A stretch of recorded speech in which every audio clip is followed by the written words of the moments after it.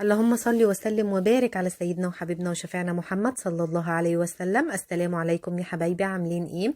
اهلا وسهلا بكل متابعيني. وما تنسونيش في اللايك يا بنات بتفرجوا عليا دلوقتي، وان شاء الله هنعمل النهارده مع بعض وصفه سهله جدا، مسقعه، صينيه مسقعه. انا بحب كده ان انا اعملها في الصينيه، ما بحبش في الحله عشان ما تتهريش منك. بحاجات بسيطه جدا. عندي بتنجان رومي اهو مطلعاه من التلاجة، شطفته شطفه كده بسيطه، وعندي بطاطس، وعندي طماطم وفلفل حامي وفلفل رومي. وهوريكم مع بعض انا بعمل بنضف البتنجان ازاي وبنضف البطاطس. تعالوا يلا مع بعض اوريكم انا بعمل ايه، وسهله جدا وان شاء الله هتعجبكم. مفيش 10 دقايق هتكونوا عاملينها. ومعايا بطاطا هشطفها كده يعني هرميها في الفرن، يعني اولع الفرن واحطها في الفرن، برده ما بتاخدش وقت خالص. بتحطيها في الفرن لحد ما تتشوي. معايا دلوقتي ميه وحاطه فيها ملح، وهنضف البتنجان. عايزه لما تيجي تنقي البتنجان، اما تيجي تشيليها كده مهما كانت كبيره بتكون حجمها خفيف، دي بتلاقيها حلوه، ما تبقاش مبزره. هتلاقيها تقيله خلاص سيبيها، دي هتلاقيها مبزره ووحشه. بص البتنجان معايا زي الفل ازاي. البتنجانه دي خفيفه جدا يا بنات، عشان كده مش مبزره. التقيله ما تجيبهاش. دي بحطها هنا في الميه بملح علشان ما تسودش لحد ما اجي اقليه، وكمان عشان ما بتخليهاش تشرب زيت. هنا قشرت البطاطس وبعدين بقطعها صوابع، بتقطعيها طبعا الحجم اللي انت عايزاه. واهم حاجة يا بنات لما تيجي تنقي الخضار بتنقي طبعا حلو وحاجة كده. ما تنقي الطماطم، بتنقي الطماطم كده بتكون جامدة وحلوة. البطاطس ما تكونش فيها حاجات سودة. البتنجان لما تيجي تنقي الرومي بتبقى المكبب ده بيبقى كبير، لازم يكون خفيف في ايديك، ما يكونش تقيل عشان ما يبقاش مبذر. الخيار لما تيجي تنقيها كده بتبقى مشدودة كده وحلوة، ما بتبقاش طرية معاكي. هنا انا حطيت الطاسة فيها زيت، وحطيت فيها طبعا البطاطس بعد ما الزيت سخن اهي مع بعض. وبعدين انت لما تيجي تقلبي البطاطس ما تقلبيهاش وهي طرية، لازم لما تدي زي ما ادت لون اهو خفيف اهو من تحت اللون الذهبي، بعد كده قلبيها اهي. البطاطس معايا احمرت اهي، شلتها وحطيت البتنجان. لازم لما تيجي تقلي البطاطس الاول وبعدين البتنجان، علشان البتنجان بيسمر لي، يعني بيغمق لي الزيت شويه اهو. اداني اللون الذهبي من تحت، قلبته وبعدين اداك اللون الذهبي من تحت الناحيه التانية بتشيليه. حطيت الفلفل طبعا بعد ما غسلته وغزيته كده غزه في جنبه، لازم تغزيه كده بالسكينه علشان ما يفرقعش. وهو ادى اللون الذهبي اهو، يعني بحمرهوش قوي، ما بتدهوش اللون الغامق قوي، بحمره بالمنظر ده. وشيلته وجبت بقى الصينيه بتاعتي وحطيت زيت، وبعد ما سخن كده حطيت التومه بتاعتي. طبعا هقعد اقلب فيها لحد ما تصفر، تدي اللون الذهبي كده، برضو انا بحمرهاش قوي. طبعا انا دلوقتي عامله فرمه الطماطم بتاعتي، عامله شفشق طماطم، شفشق حلو كده طبعا عشان انا معايا كميه يعني حلوه. انتي طبعا تعملي على حسب الكمية بتاعتك. اهي ادت اللون يعني الخفيف الذهبي اهو، انا بحمرهاش قوي. وهنزل عليها بالطماطم بتاعتي واحط عليها ملح وكمون. الكمون ما يعني هي التوابل بتاعت المسقعة كمون، متحطش اي توابل تانية. في ناس بتحط مع التوم كزبرة، بس انا ما بحبش. هو التوم وبعدين بحط الطماطم زي انتم ما شايفين اهو، وبحط شوية ملح وبشوية كمون. هي دي طريقتها يا جماعة على أصولها من زمان. طريقة أمي ربنا يديها الصحة، وطريقة حماتي ربنا يرحمها كده ويحسن إليها ويرحم جميع أمواتنا المسلمين يا رب. طبعا أنا هخليها تغلي غلوة واحدة بس، وبعدين ايه مش هطفي، ممكن توطي بقى عليها على البوتاجاز كده، وبعدين ترصي ايه، حطيت الملح بتاعي اهو، وبعدين ترصي بقى البتنجان والرصة بقى بتاعتك هتشوفيني وانا بعملها ازاي. والكمون حطيت ملح وكمون. طبعا انا بسيبها تغلي غلوة واحدة بس، قلبيها كويس كده ودوبي كده الكمون في قلب الطماطم.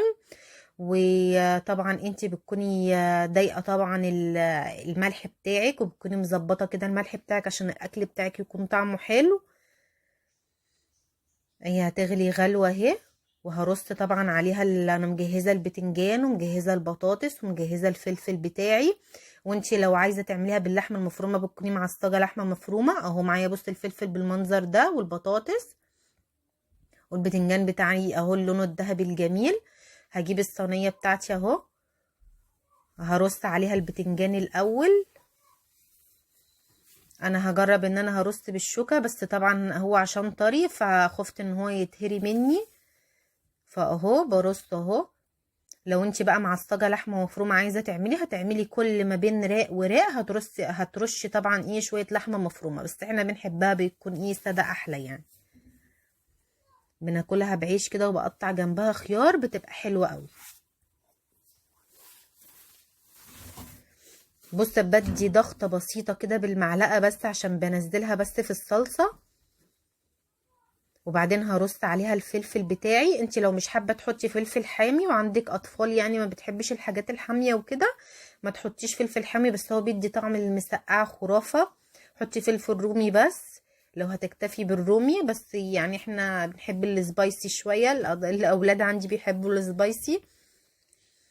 بجد طريقتها بصوا سهله وجميله ازاي ومبسطه خالص. وبتروحي حاطه البطاطس اهي من فوق، بجد طريقتها هتعجبك قوي وطعمها بجد تحفة تحفة تحفة يعني.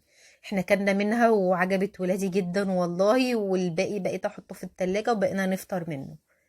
بدي ضغطة بسيطة كده لما بالمعلقة بصوا على البوتاجاز. طبعا انا غطيتها طبعا ايه مع بعض كده اهي، يعني ما تقوليش ان الطماطم قليلة يعني، لا هي لما ما بتغلي مع بعض كده بتندمج كده مع بعض وبتبقى حلوة، والطماطم اهي قدامكم حلوة.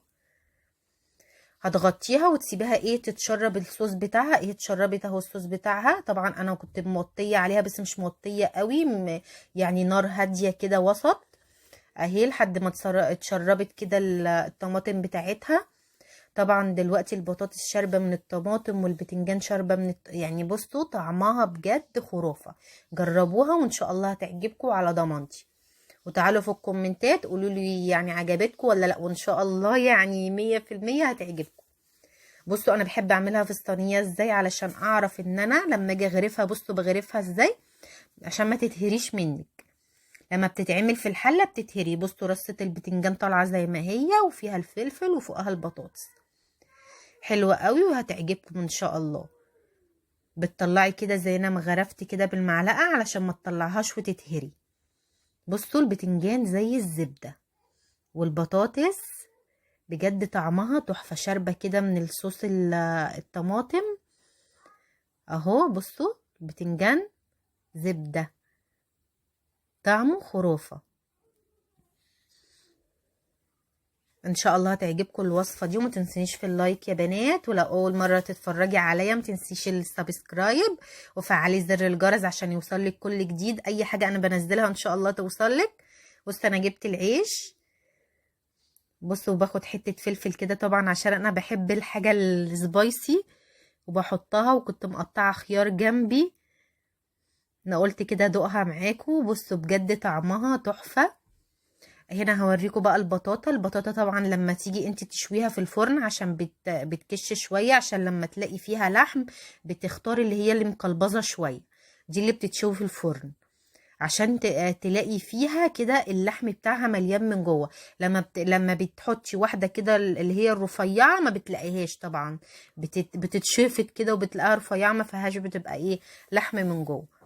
لازم اهم حاجه البطاطا المشويه لازم ايه تنقي المقلبظه شويه.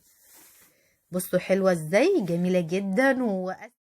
ووصلنا لاخر الفيديو بتاعنا. لو عجبك الفيديو ما تنسليش في اللايك والشير والسبسكرايب وفعلي زر الجرس عشان يوصلك كل جديد. ولو اي استفسار سيبلي كومنت وانا ارد عليكي. والسلام عليكم ورحمه الله وبركاته.